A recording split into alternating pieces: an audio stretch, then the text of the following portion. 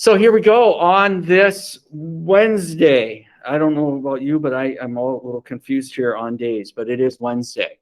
All right. Tomorrow, Thursday, iPad being turned in, right? Tomorrow. So make sure you've got some stuff, stuff being like your charger and that case and all that stuff. So make sure you have that stuff there, turning into your third hour, because next year you're going to get Chromebooks. I don't know if you're excited about them or not. Did you know you're getting Chromebooks? All right. Okay. All right. So my daughter has a Chromebook. She had some very colorful words for it, but ours will be just a little bit different. So we'll see if that turns out better. All right. So with that, for today, we're going to continue with the civil rights theme here. Just to kind of make a connection piece to a previous unit that we had, or previous case study in this unit 3 here of civil rights, the indigenous movement. I don't know if you have looked at any of the headlines, but in Canada, they have discovered a mass grave, and it was by probably one of their largest indigenous schools, and I think they called them residential schools versus in the United States referring to them as Indian boarding schools, but a mass grave that pretty much is unmarked. So a little over 200 and some one could say students who had attended the residential school who passed away are in that grave. So Canada is dealing with that news right now, and Premier, it's not a president, Premier Trudeau has been trying to politically deal with that issue. So we'll see how that plays out. All right. And yesterday, President Biden had gone to Tulsa to speak about the Tulsa massacre that had occurred in 1921. So there we go. Little pieces there. We are going to continue with our 3 branches plus grassroots. And I want to again focus on grassroots and a person by the name of Ella Baker and SNCC, Student Nonviolent Coordinating Committee. Ella Baker, when we think of the civil rights movement, we talk about how much the youth was involved in the civil rights movement. Ella Baker is one of our older civil rights activists. And when I say older, that puts her 30 years old plus. All right, she's older than 30, but in the civil rights movement, many of the one could say voices of it was the youth. But Ella Baker is kind of one of these bridges that is going to connect older generations with the young, and is able to really be a very important figure. And when people in the civil rights movement talk about influential leaders, Ella Baker is one of them. So we've got a little video clip here about Ella Baker, and then so give me some time there, and then I'll cut you loose on working on this assignment. All right, let me mute.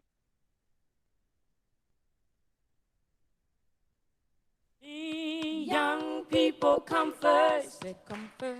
By the end of April in 1960, over 50,000 students had staged sit-ins throughout the South. They were becoming the vanguard of the civil rights struggle. But they had little support or encouragement from the movement's leadership, accustomed to employing less aggressive tactics. Activism was not the style of the civil rights movement. Some of our elders thought it was a bit much to be putting yourself up for jail and violence. They certainly refused to see young people as a part of their struggle. A little-known 56-year-old civil rights veteran named Ella Baker would change that. Ella Baker, granddaughter of slaves, had been a grassroots organizer all over the South for 2 decades, a quiet but radical force. She would say, like the turtle, you have to put your tail on the line.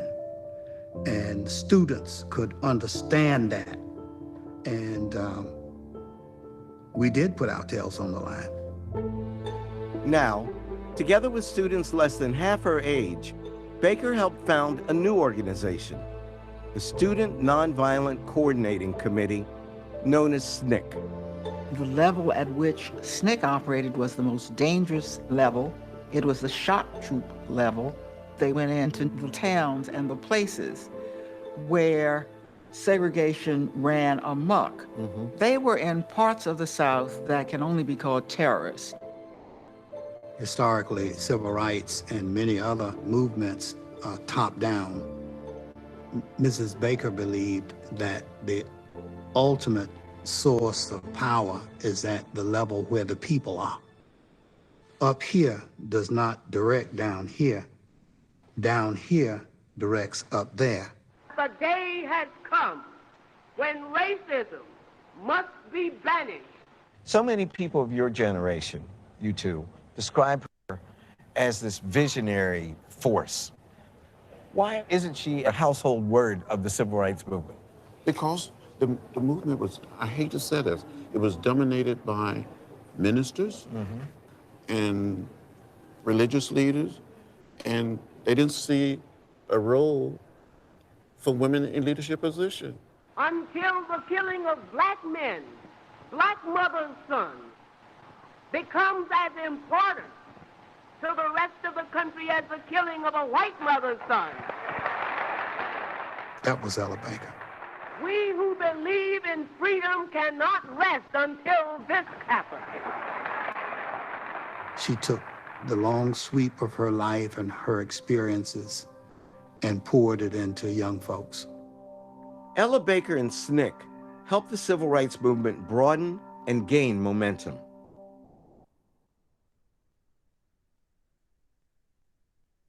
On that activity sheet, even for SNCC, you know, we have James Farmer, Marion Barry, and Bob Moses. They are influential leaders too, but if you include Ella Baker in there, that would be fantastic. Or even Diane Nash. Diane Nash was sitting right next to John Lewis, and John Lewis had talked about why, you know, maybe we don't know Ella Baker because maybe it was dominated by religious figures and in the movement, and that it was such a male-dominated leadership position in the movement as well. So we've got little pieces there. But Ella Baker is still a very important. So if somehow you want to include her in your posts or in your discussion of grassroots, that would be fantastic. Do that. All right. Looking at this assignment here, we could probably now be able to start making some statements, all right, about the roles that some of these individuals are making here. And so if we look at like the executive branch, is there one president that kind of stands out as like what we could call like a civil rights president? One who seems to be taking it charge of it or making it being more purposeful with civil rights. Is there a president that kind of fits that mold?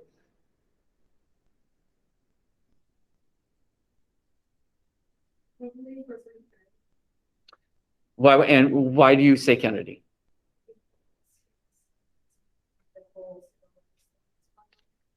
Okay, you could say Kennedy because, you know, things like March on Washington, definitely the Birmingham was going on. And some of the early civil rights legislation, yeah, did occur under Kennedy. So you can make a claim. One thing that might prevent Kennedy from perhaps taking it to another level is the fact that he was assassinated. So he did do, and people in the civil rights movement did look at the Kennedy administration with courage. So you can make a claim for Kennedy. Absolutely, that's a good one. All right, any other one?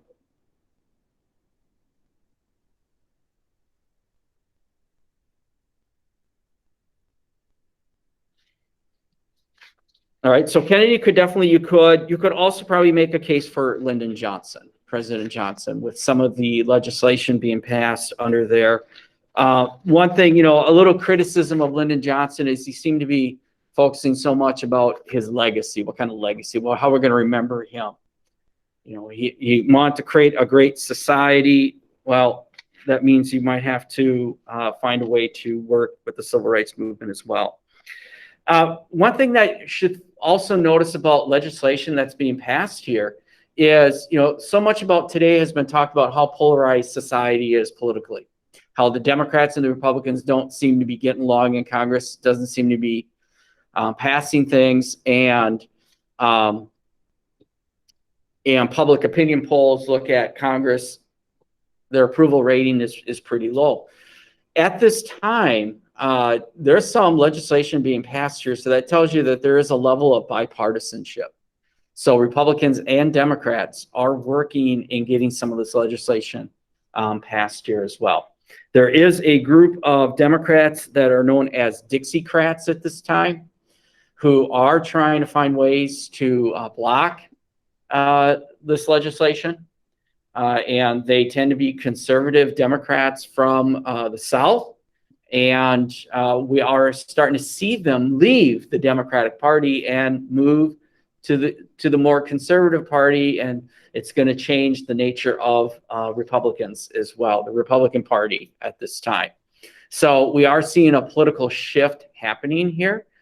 And so if you are a political junkie, this is one of these things, the times in which we look at and see changes evolving in political philosophy of our two main political parties at this time as well. And when you look at the judicial branch, are they getting more active? Does it look like they're getting more active in civil rights cases during this time?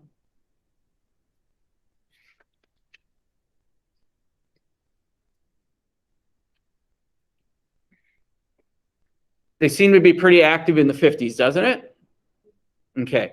And this is also an important thing to note is when we see our judicial system get more, seem to make more rulings, it tells us that the nature of the Supreme Court has changed. You have retirements or justices die because you're there for life. New people come on the Supreme Court. And in the 1950s and 60s, this is known as the Warren Court. And he is a moderate Republican by, if we look in the political realm, he is a moderate Republican, but he is going to preside over what we'll call a very active Supreme Court, judicial Supreme Court. They will use their opinions to change the civil rights landscape.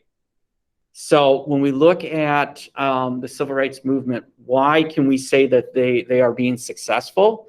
Is, again, you have the grassroots efforts, but you have a presidency that is now being willing to use their office to enforce. You have a Supreme Court that is becoming very active in changing in favor of civil rights. And then you have the legislative branch who has the political will that is willing to make some of these political or civil rights changes. So we are getting some success here with that. All right. Any questions about that? Sorry if I feel like I'm really because I'm really into this, but maybe I've also had a lot of Diet Coke zipping through my veins too, maybe. And you're my first class of the day, so I'm just excited. You're my first and only class of for the day, because third hour I have to go do my door duty. I got to be bouncer at the front door. All right, so with that, let's get this done. It is due tomorrow, correct? Right. And yesterday I did make some adjustments to it, and I sent those adjustments out also in Schoology. So hopefully those at home have seen those adjustments to the to this assignment. All right, so with that then, I will stop my part of the instruction and turn it over to you to work on this, okay? I did send out some messages to a few people that I would like to have conversation with. So those individuals, let's stay online and so I can have a conversation with you, all right? Those here, let's work on it.